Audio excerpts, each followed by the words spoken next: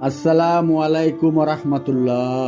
সুপ্রিয় দর্শক মণ্ডলী, আশা করি মহান আল্লাহ রাব্বুল আলামিনের অশেষ মেহেরবানি ও দয়ায় আপনারা সবাই ভালো আছেন। প্রিয় দর্শক, আজকে আপনাদের সামনে আল্লাহ তাআলার দুইটি গুণবাচক নাম নিয়ে আলোচনা করব। যে দুইটি নামের উসিলায় আল্লাহ তাআলার কাছে দোয়া করলে সেই দোয়া ফিরিয়ে দিতে আল্লাহ তাআলা লজ্জা পায়। সুবহানাল্লাহ। এতটা ফজিলতপূর্ণ দুইটি নাম, সিফাতি নাম, তো সেই বিশেষ গুণবাচক দুইটা নাম কি, যা আপনি মুনাজাতের মধ্যে আল্লাহ তাআলার কাছে বারবার পাঠ করবেন, সেই নামের উসিলায় আপনার দোয়া কবুল করবেন রব্বুল আলামিন। আমরা যদি সহিহ হাদিস দেখি, আল্লাহর রাসূল সাল্লাল্লাহু আলাইহি সাল্লাম এভাবে আমাদেরকে শিখিয়েছেন, বলেছেন, তোমরা যখন দোয়া করবে, দোয়া করার পূর্বে দুরূদ শরীফ পাঠ করবে এবং আল্লাহ রাব্বুল আলামিনের বিশেষ গুণবাচক নামগুলো পাঠ করবে। সুবহানাল্লাহ। আল্লাহ রাব্বুল আলামিনের বিশেষ গুণবাচক নামগুলো যখন বারবার পাঠ করবে, তখন আল্লাহ রাব্বুল আলামিন তোমাদের প্রতি উত্তর দিবে, ওহে আমার বান্দা, কি লাগবে তোমার, কি লাগবে তোমার বলো। এভাবে আল্লাহ রাব্বুল আলামিন প্রতি উত্তর দিবে। আল্লাহু আকবার। সেই গুণবাচক নাম দুইটি কি? আল্লাহ রাসূল সাল্লাল্লাহু আলাইহি সাল্লাম বলেন, বান্দা যখন রব্বুল আলামিনের দরবারে দুই হাত তুলে চোখের পানি ছেড়ে দিয়ে বলে, ইয়া রহমানু ইয়া রহিম, হে করুণাময়, হে দয়ালু, এভাবে বলতে থাকে, এক সময় আল্লাহ রাব্বুল আলামিন সেই বান্দার প্রতি উত্তর দিতে থাকেন, ওহে আমার গোলাম, কি লাগবে তোমার বলো। তুমি আমার রহমান রহিম নামের উসিলায় আমার কাছে প্রার্থনা করেছো, তুমি আমার দয়ালু এবং করুণার আধারে সমুদ্রের ঢেউ তুলেছ। হে আমার গোলাম, তোমার কি লাগবে বলো, আমার বান্দার কি লাগবে তোমার বলো। এভাবে আল্লাহ রাব্বুল আলামিন যখন প্রতি উত্তর দেন আর আল্লাহর কাছে যখন আপনার মনের চাহিদাগুলোকে পেশ করেন, আপনার দোয়াগুলোকে আল্লাহ রাব্বুল আলামিনের কাছে খাস নিয়তে, খাস দিলে, অন্তরের দৃঢ়তা ও গভীরতা থেকে পেশ করেন, রব্বুল আলামিনের সহযোগিতা কামনা করেন, তখন আল্লাহ রব্বুল আলামিন আপনার দোয়াকে অবশ্যই কবুল করেন। সুবহানাল্লাহ। এই দোয়া আল্লাহ রব্বুল আলামিন ফিরিয়ে দিতে লজ্জা পান। অনেকে আবার মনে করতে পারেন যে এভাবে তো আমরা দোয়া করে থাকি, কই বলতো হচ্ছে না। আল্লাহ রব্বুল আলামিন তিনি সৃষ্টি করেছেন আমাদেরকে, তিনি জানেন এই মাখলুকের কখন কোনটা প্রয়োজন, এই মাখলুকের কখন কোনটা প্রয়োজন তা আপনি যতটা না বুঝেন, তার থেকে রব্বুল আলামিন আরো বেশি বুঝেন। কোনটা দিলে তার জন্য কল্যাণ হবে আর কোনটা দিলে তার জন্য অকল্যাণ হবে, এটা কিন্তু তিনি জানেন। তারপরও তিনি বলেছেন, বান্দা আমার কাছে চাও।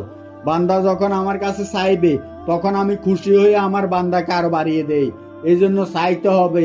আপনার যখন প্রয়োজন হবে তখন আপনার আল্লাহ রব্বুল আলামিন দিয়ে দিবে। এই জন্য আগে চাইতে হবে। রব্বুল আলামিন যখন মনে করবেন যে হ্যাঁ এখন সঠিক সময় এসেছে, তখন তিনি দিবেন। এই জন্য দোয়া করে ধৈর্যের পা বন্দি করবেন। ইন্নাল্লাহু সাবিরিন, নিঃসন্দেহে আল্লাহর সাহায্য ধৈর্যশীলদের সাথে আছে।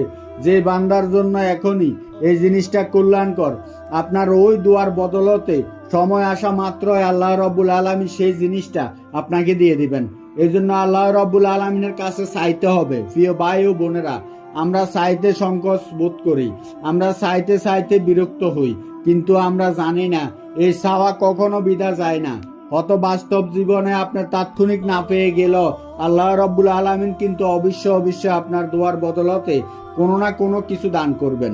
হয় আখিরাতে, না হয় এই দুনিয়াতে তাৎক্ষণিক, না হয়তো একটি নির্দিষ্ট সময় পরে, অথবা আখিরাতে।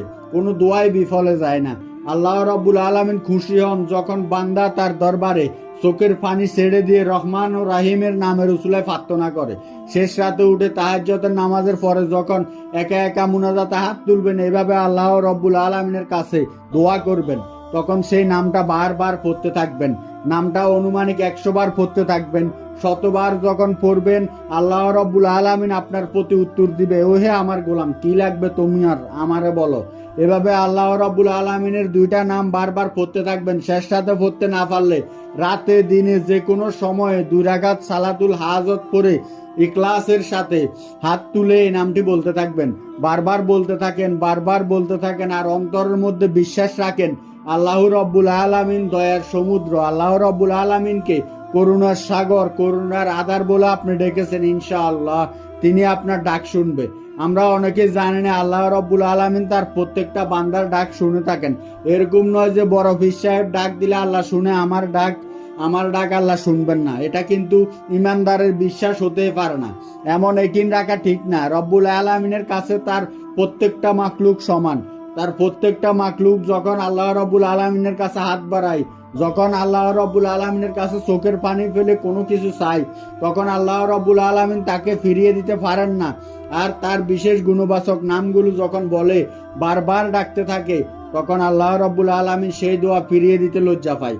এই জন্য আপনি না পারলে শেষ রাতে যে কোনো সময় 2 রাকাত সালাতুল হাজত পড়ে আল্লাহ রাব্বুল আলামিনের কাছে হাত তোলেন আর বারবার ইয়া রহমান ইয়া রহিম, ইয়া রহমান ইয়া রহিম, হে দয়ালু, হে করুণাময়, তোমার করুণার কাছে ভিক্ষা চাই, তোমার দয়ার কাছে প্রার্থনা করি, তোমার চাইতে বেশি দয়ালু তো আর কেউ নাই, এভাবে ডাকতে থাকেন। আর যদি সালাতুল হাজত না পড়তে পারেন, তাহলে আপনি প্রত্যেক ফরজ সালাতের পরে তাসবিহ তাহলিম গুলো শেষ করে যখন হাত তুলেছেন, তখন একা একা আল্লাহকে ডাকতে থাকেন, বারবার ডাকতে থাকেন, নিচু স্বরে ডাকবেন। দেখবেন আল্লাহ তাআলা আপনার ডাক অবশ্যই শুনবে। আপনার যত সমস্যা, সব সমস্যা আল্লাহর কাছে চাইতে থাকেন, আল্লাহ রাব্বুল আলামিন অবশ্যই আপনাকে খালি হাতে ফিরিয়ে দিবেন না, ইনশাআল্লাহ।